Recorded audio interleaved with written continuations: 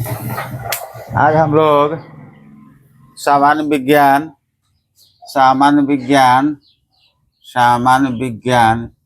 के महत्वपूर्ण प्रश्न देखेंगे जो परीक्षाओं में बार बार पूछे जाते हैं।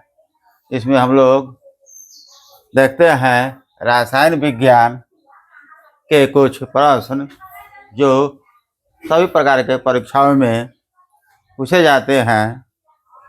CGL, SSC, BPSC, NTPC, ETC परीक्षाओं में पूछे जाते हैं जो महत्वपूर्ण है। देखते हैं पहला क्वेश्चन, लोहे में जंग एक प्रक्रिया है। लोहे में जो जंग लगता है वह कौन सी प्रक्रिया है? भौतिक है या रासायनिक है? तो लोहे में जंग लगना क्या है? रासायनिक प्रक्रिया है। लोहे में जंग लगना एक रासायनिक प्रक्रिया है। जंग लगने के लिए कौन सी घटक की आवश्यकता होती है? जंग लगने के लिए 3 घटक होना चाहिए। लोहा का होना चाहिए, ऑक्सीजन का होना चाहिए और आर्द्रता का होना चाहिए। यह भी परीक्षा में पूछा गया है कि लोहे में जंग लगने के लिए कौन सी घटक की आवश्यकता है। तो लोहा हो जाएगा, ऑक्सीजन हो जाएगा और आर्द्रता मतलब नमी होगा, तभी लोहा में जंग लगेगा। लोहे में जंग लगने से क्या होता है?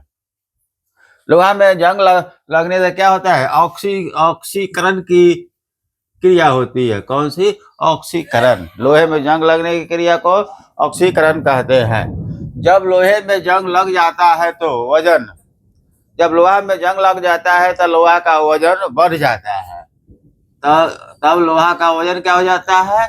बढ़ जाता है। लोहा में जंग लगने से लोहा का वजन, भार बढ़ जाता है।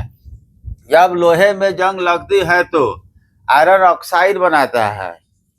लोहा में जंग लगेगा तो क्या बनाएगा? Iron oxide. लोहा में जंग लगेगा तो बनाएगा आयरन ऑक्साइड। हम देख रहे हैं यह सभी परीक्षाओं में प्रश्न पूछे गए हैं।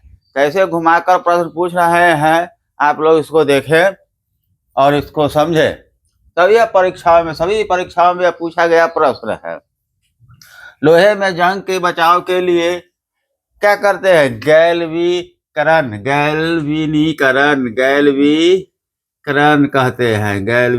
कहते हैं। अब गैल्वीकरण क्या है? गैल्वीकरण में लोहे पर जिंक की परत चढ़ाई जाती है। गैल्वेनीकरण में लोहे पर किसकी परत चढ़ाई जाती है? जिंक की परत चढ़ाई जाती है। लोहे का शुद्धतम रूप क्या है? सबसे शुद्ध लोहा किसको कहते हैं हम लोग? पिटवा लोहा सबसे शुद्ध लोहा होता है। सबसे शुद्ध लोहा पिटवा लोहा। ये भी परीक्षा में पूछा गया प्रश्न है। लोहे का अयस्क, ये भी बार बार परीक्षा में पूछे जाते हैं। लोहे के अयस्क कौन कौन से हैं? या लोहे के अयस्क इनमें से कौन है? या इनमें से कौन लोहे का अयस्क नहीं है? इस टाइप का ऑप्शन दिया जाता है। लोहे का अयस्क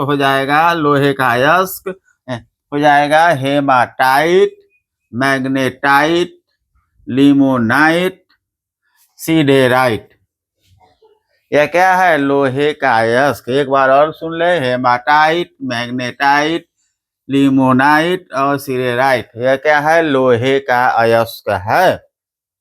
पृथ्वी के गर्भ में दूसरा सबसे ज्यादा पाए जाने वाला धातु कौन है? यह परीक्षा में पूछा गया है। लोहा। पृथ्वी के गर्भ में क्या है? इसको हम लोग क्या कहते हैं? नीफे कहते हैं। पृथ्वी के गर्भ में क्या होता है? नीफे। सबसे ज्यादा क्या हो जाएगा? Na नीफे यानी निकेल। और दूसरा एक में हो गया। Fe मतलब लोहा, ये दूसरा ही हो गया। सबसे ज्यादा पृथ्वी के गर्भ में क्या हो गया? सबसे ज्यादा पूछ देगा तो निकल हो जाएगा और पृथ्वी के गर्भ में सबसे दूसरा स्थान पर लोहा हो जाएगा। जो यहाँ क्वेश्चन में पूछा गया है, पृथ्वी के गर्भ में सबसे ज्यादा पाए जाने वाले धातु लोहा। लोहा अयस्क से लोहा विनिर्मित करने की प्रक्रिया को क्या कहते हैं? अब लोहा के अयस्क से, लोहा का अयस्क हम देख रहे हैं हेमाटाइट, मैग्नेटाइट, लिमोटाइट। अब इसके प्रक्रिया से लोहा बनाने की प्रक्रिया को हम क्या कहेंगे? अपचयन। इस प्रक्रिया को क्या कहेंगे? अपचयन प्रक्रिया। अब कठोर स्टील बनाना है तो इसमें कार्बन की मात्रा कितना है? लोहा में हम लोग लोहा को हम लोग कठोर स्टील बनाएंगे तो कार्बन की मात्रा कितना हो जाएगा? 0.5 से 1.5 की मात्रा कार्बन का प्रतिशत होता है। कितना होता है? 0.5 से 1.5% कार्बन मिलाने से स्टील का, कठोर स्टील का निर्माण होगा। स्टील की कठोरता प्रदान करने के लिए इसमें हम लोग क्या मिलाएंगे? परीक्षा में पूछा गया है। स्टील की कठोरता प्रदान, स्टील में कठोरता को उत्पन्न करने के लिए हम लोग क्या मिलाएंगे? क्रोमियम मिलाएंगे। क्या मिलाएंगे? क्रोमियम। विद्युत तापी साधन बनाने के लिए मिश्र धातु। विद्युत तापी बनाने का मतलब है कि विद्युत हीटर, जो बिजली से चलने वाले हीटर बनाने के लिए उसमें नाइक्रोम के होते हैं। नाइक्रोम क्या है? एक मिश्र धातु है जो विद्युत हीटर में प्रयोग किए जाते हैं।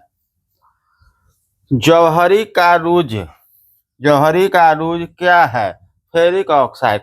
जौहरी मतलब है कि जो जेवर बनाने वाले हैं, तो जौहरी का रूज क्या हो जाए? Ferric oxide. परीक्षा में पूछा गया है।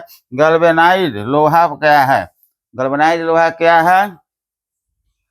जिस जिंक के लेपित लोहा, जिंक के लेपित लोहा मतलब है जिंक का लेप चढ़ा हुआ लोहा को हम लोग गैल्वेनाइज्ड लोहा कहते हैं। बिजली से धातु चढ़ाने की प्रक्रिया को क्या कहते हैं? बिजली से धातु यानी जिंक की प्रक्रिया को चढ़ाने की प्रक्रिया क्या कहते हैं? गैल्वेनीकरण। यहाँ पर हम लोग देख रहे हैं सभी प्रश्नों को कैसे घुमा घुमा कर पूछा गया है। मूल रूप से गैल्वेनीकरण पर कितना घुमा घुमा कर पूछा गया है, हम लोग प्रश्न को देखे हैं। ये सभी परीक्षाओं में पूछे जाते हैं। एक बात और, जिंक ऑक्साइड को यसद का पुष्प फूल कहते हैं। जिंक ऑक्साइड को किसका फूल कहते हैं? यसद का फूल यानी पुष्प कहते हैं। अब आप लोग कमेंट में आंसर बतलाइए, यसद क्या है? यसद क्या है? कमेंट में आंसर बतलाइए, इसी में उसका उत्तर है। आप लोग इस वीडियो को देखें, सब्सक्राइब करें, अपने ज्ञान को बढ़ाएं। आने वाले परीक्षाओं में अपनी एक सीट को बुक करें। परीक्षाओं में इसे 1-2 क्वेश्चन अनिवार्य रूप से रहेंगे। इस वीडियो को देखें, लाइक करें, सब्सक्राइब करें। आज का दिन आपका शुभ हो। धन्यवाद।